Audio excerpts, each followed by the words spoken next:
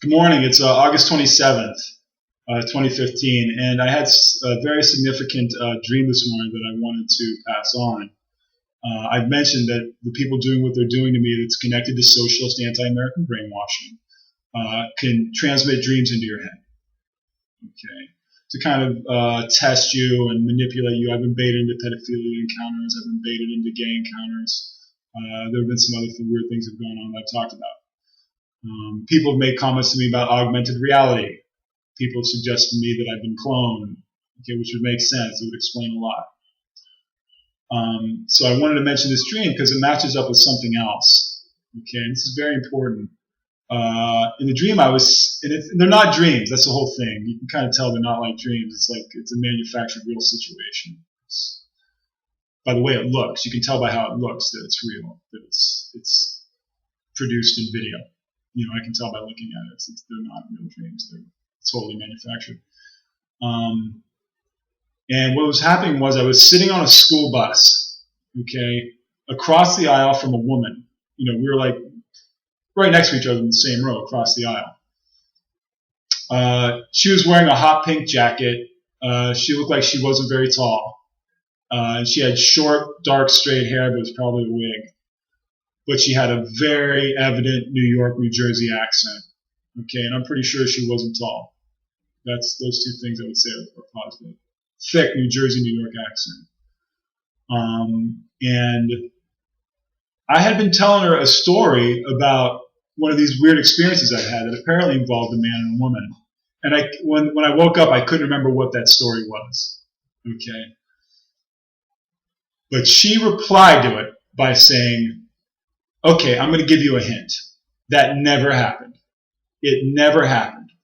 Her and one of your tiger buddies, and at that point, the picture of her and the audio of her faded out simultaneously as if someone had turned a knob to make them go away. Okay. Now, this is significant for a couple reasons, and this one's not a big deal. I think they know this one, but I'll just mention it. My workfare assignment in San Francisco recently changed, and to a different location. And when I did, the first couple weeks there, I saw a couple of these weird faggots of San Francisco walking around wearing a pink suit jacket. Okay, and stuff like that's normal here. That's the whole thing. This city facilitates this whole thing that starts in other parts of the country. Okay, and their goal is for you to end up here. And there were two of them, and they were just kind of like hovering around the spot where we meet for my work fair. Okay, it's as simple as that. They reduce your life to nothing, so all they have to do is appear in front of you to screw with your head. Okay, so there was that. But the other thing that's really, really significant is, like I said, it's been suggested to me that I've been cloned. There have been suggestions about augmented reality. And I've had these digital glitch face experiences where, things seem like there was a digital distortion in something I saw. It didn't seem that way. It was that way. Now, the whole thing is, this isn't the first dream that I had that took place on an abandoned school bus. Okay, there was one other that's very clear where a woman came in and there was some emergency lights in the rear upper corners of the bus, one on each side, and she went and kissed one of them and said, "You're such a nice bus." Okay, and in that dream, I could very, very clearly tell that the bus was mostly abandoned, though I didn't see what else was in there. But there were seats missing for sure. And there was one other one that took place in the school bus, and I can't remember what went on in it. So, abandoned school bus, short woman with a New York, New Jersey accent. There is no doubt. And I don't know if they think I wouldn't remember or I wouldn't be able to notice and tell what was going on or the setting. I suspect that I wasn't supposed to figure out that it absolutely all was going on in the school bus, except in that one dream, the woman said bus. So I don't know. But for anybody who might be interested in knowing that, my situation absolutely has to do with an abandoned school bus. Maybe there's more than one bus. That's the whole thing. The dream from this morning, there were seats. We were seated in a seat across from each other. In that other one, there might not have been seats. I'm not sure. So the whole thing absolutely positively has to do one of these abductions I've had with these crazies from New York, New Jersey, who are working with people from San Francisco. is going on in an abandoned school bus. Okay. So as you probably figured out, if you look back and you have memories of things you've seen and heard that, doubt has been cast upon it, that's really confusing. And that's part of how they're torturing you. Okay. A big part of what they're doing is psychological and emotional torture. Okay. And I have no reason not to believe that one because I had my digital glitch face experiences when I saw a couple things that had digital distortion in them.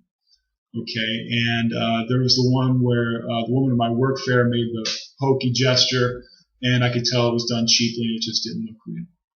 Okay, and someone made a comment to me along the way about augmented reality. All right, so, everything that happened I don't know, but it's all very confusing. They're trying to keep me confused and scared, and it's like torture. Okay, so I look back and I have to wonder, well, what's real and what's not? When did it start, et cetera, et cetera? And that's part of the torture. And my only answer is telling my story. And, I just want to let everybody know now, keep this video in mind, all right, when I talked about this woman on the bus in the pink jacket with the New York accent. Okay, keep this in mind going forward because I'm going to start telling some stories with no abandon because I'm sick of being tortured. Okay, and we're going to find out what's real and what's not, including the following. While living in New York from 96 through 02, I worked at VH1 for about a year.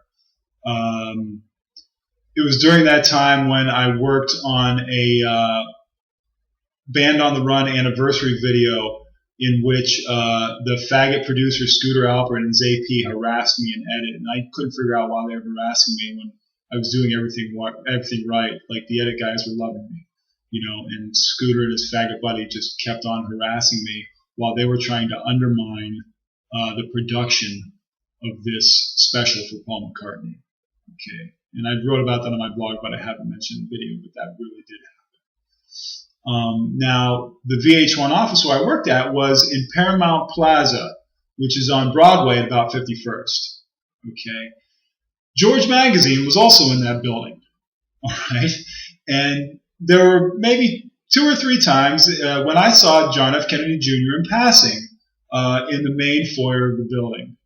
Okay, and as I wrote about on my blog, there was another time when I was walking my dog in Central Park, the usual route I go, and I saw John Kennedy Jr. tossing a frisbee with a friend, and I walked not too far from him, and he looked at me and said, "What's up?"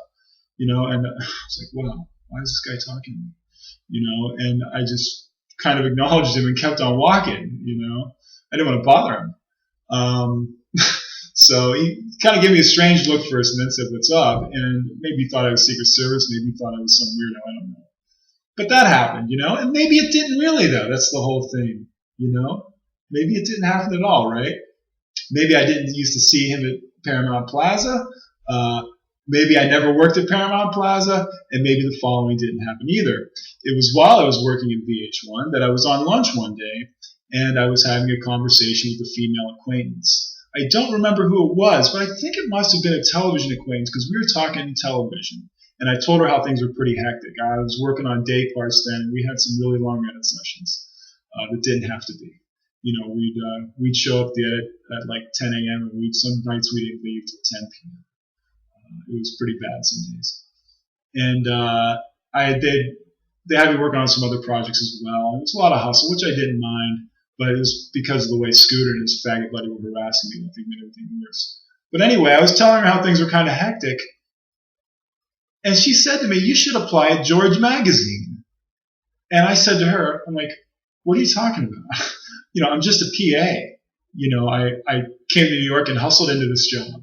I don't know anybody. I'm not well connected enough. And she replied, and I quote, "No one's better connected than you." So, you know what? Maybe that happened. Maybe it didn't. If it didn't, then, we're just playing a game, and I was saying no one has anything to worry about. If that was a real thing that happened in my life, then I would say everyone should probably take it into account. But like I said, I'm going to keep telling stories until everything gets finally resolved. And we're going to find out what's real and what's not.